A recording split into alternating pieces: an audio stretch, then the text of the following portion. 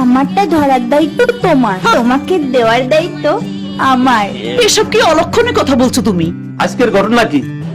এই সময় কম, শুরু করো।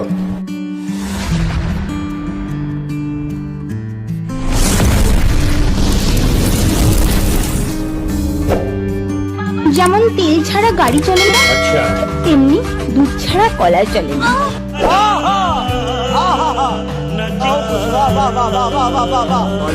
আরে আমি তো বানানা মিল্ক শেকের কথা বললাম।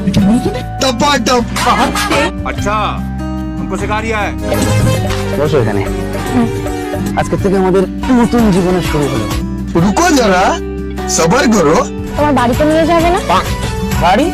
আমি তোমার আগেই বলছি, তুমি ছাড়া আমার জীবনে আর কিছু নেই।